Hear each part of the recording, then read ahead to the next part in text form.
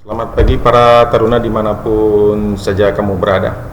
Pada hari yang berbahagia ini saya ingin menyampaikan materi pembelajaran yaitu ilmu pelayaran datar, di mana tema hari ini adalah bagaimana kita mengetahui ataupun cara membaca daftar arus pasang surut terutama di Kepulauan Indonesia. Ya, kita lihat sebentar sebelum sampai kepada tabel-tabel yang perlu kita baca. Tentu kita harus mengetahui pengertian daripada pasang surut. Jika kita pergi ke pantai, kita tentu akan menjumpai air laut yang pasang ataupun yang surut. Nah, peristiwa ini merupakan salah satu penampakan bumi yang dipengaruhi oleh gaya gravitasi matahari dan bulan. Pasang surut air laut adalah peristiwa perubahan tinggi dan rendahnya permukaan laut karena gaya gravitasi benda-benda astronomi, khususnya matahari dan bulan. Berikutnya kita sampai kepada pengertian pasang surut. Apa sih yang dimaksud dengan pasang surut tersebut? Jadi pasang surut ini merupakan suatu peristiwa pasang yang merupakan naiknya permukaan air laut, sedangkan surut merupakan turunnya permukaan air laut. Jadi karena bumi berotasi, maka dalam satu hari suatu tempat mengalami 2 kali pasang dan 2 kali surut. Berikutnya jenis-jenis pasang surut air laut ya. Yang pertama mungkin kamu sudah pernah mendengar ya. Pasang surut air laut dibedakan menjadi 2 berdasarkan letak posisi daripada matahari, bumi dan bulan, yaitu pasang perbani dan pasang purnama. Yang pertama kita akan sampaikan yaitu apa yang dimaksud dengan pasang perbani, atau biasa dikenal dengan masyarakat pasang perdani ya. Jadi pasang perbani adalah terjadi ketika bumi, bulan, dan matahari membentuk sudut tegak lurus. Nah, pada saat itu akan dihasilkan pasang naik yang rendah dan pasang surut yang tinggi. Jadi pasang laut perbani terjadi pada saat bulan kuarter pertama dan kuarter ketiga. Ini perlu disimak, diingat-ingat ya. Berikutnya jenis pasang surut air laut ini, kelanjutan yang pertama tadi sudah kita sampaikan, itu mengenai pasang perbani. Yang kedua adalah pasang laut purnama. Jadi pasang laut purnama terjadi ketika bumi, bulan dan matahari berada dalam suatu garis lurus. Nah, pada saat itu akan dihasilkan pasang naik yang sangat tinggi, pasang surut yang sangat rendah. Jadi pasang laut purnama ini terjadi pada saat bulan baru dan bulan purnama. Apa yang menyebabkan pasang surut daripada air laut ini akan saya sampaikan. Jadi penyebab pasang surut air laut itu biasanya itu kondisi pasang surut yang disebabkan oleh gaya gravitasi bulan dan matahari. Ingat ya, kondisi pasang surut disebabkan oleh gaya gravitasi bulan dan matahari. Nah, adanya gravitasi bulan dan matahari terhadap massa air laut akan menimbulkan gelombang laut. Jadi gravitasi bulan memiliki pengaruh utama karena gayanya lebih besar daripada gravitasi matahari. Hal lain yang menyebabkan pasang surut karena jarak bumi dan bulan yang sangat dekat daripada dengan matahari. Nah, saat bulan purnama, jarak air laut dengan pusat bulan sangat dekat sehingga menyebabkan permukaan air laut naik. Baik, kita lihat di sini manfaat apa yang kita dapatkan dengan adanya pasang surut air laut. Jadi peristiwa pasang surut air laut ini sudah dimanfaatkan oleh manusia sejak zaman dahulu. Jadi manfaat utama adalah bagi para pelaut ataupun nelayan bisa menentukan kapan waktu yang tepat untuk berlayar. Ini yang paling utama ya. Yang berikutnya adalah perbedaan ketinggian air laut pada interval waktu tertentu juga. Ini dimanfaatkan juga untuk pembangkit listrik ya. Kemudian pengelola perikanan, tambak garam, dan sebagainya. Selanjutnya kita sampai kepada cara membaca daftar pasang surut ya.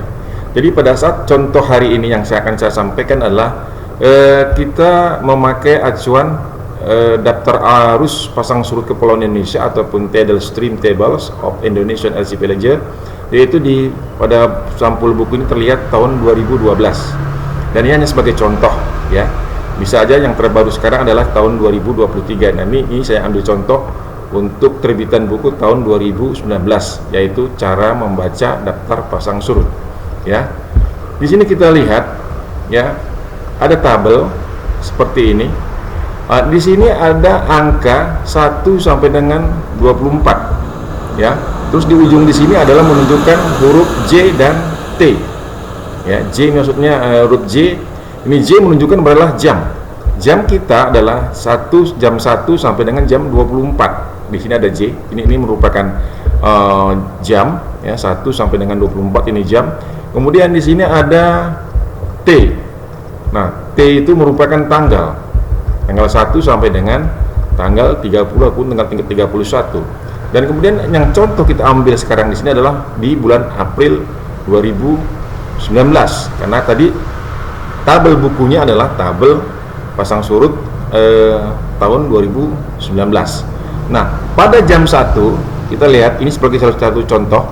Ini pasangnya adalah, kita lihat di sini pasang tertingginya tanggal berapa. Di sini ada tanggal pasang tertinggi adalah tanggal 8, yaitu sekitar 9 meter ya di sini ya. Ya, itu terjadi pada tanggal 1 ya, tanggal 1 April. Kemudian saya ulangin, pada tanggal 1 April. Kemudian di sini ada jamnya, jam berapa pasang tertingginya, yaitu di jam 8 pagi. Artinya apa? Pada jam 8 pagi ini merupakan puncak daripada pasang yang paling besar. Dan yang paling rendahnya kita lihat di sini adalah pada tanggal 1 yang bersama juga ya. Pada tanggal 1 ini itu di jam 23 ini adalah surut ya. Posisinya adalah 0 meter ya. Ini mudah-mudahan ini bisa dipahami ya sama kalian semua ya kan. Kemudian contoh yang lain adalah, ini merupakan suatu contoh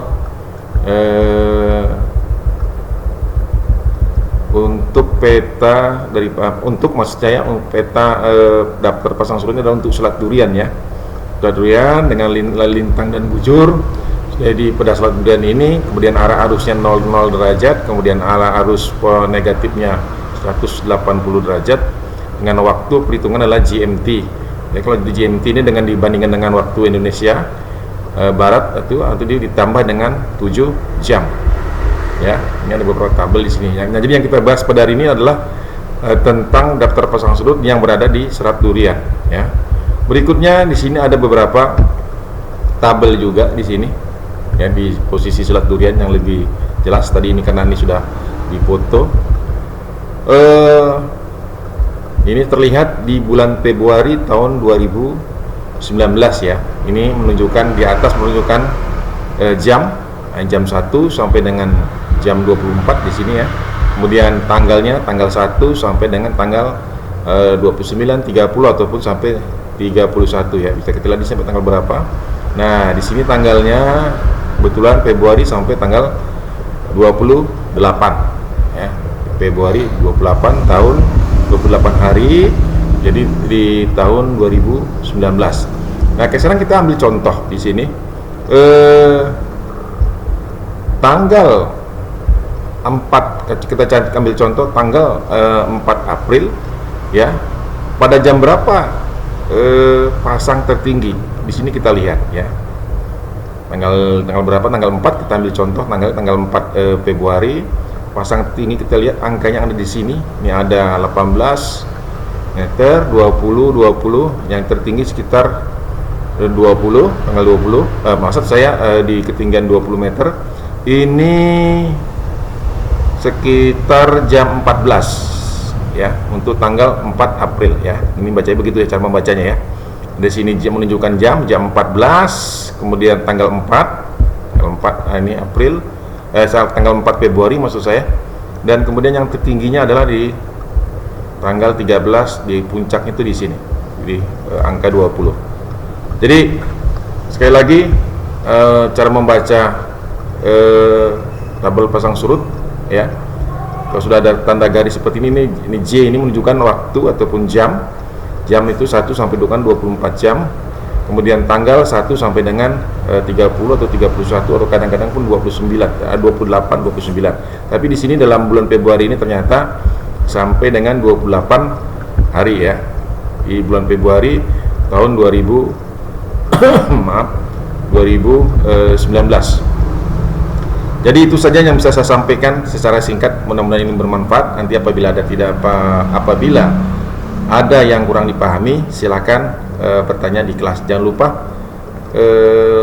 simak video ini dan selanjutnya video-video lainnya juga dengan memberikan like, subscribe, dan komentarnya ya. Terima kasih. Sampai ketemu lagi pada pertemuan akan datang. Assalamualaikum warahmatullahi wabarakatuh.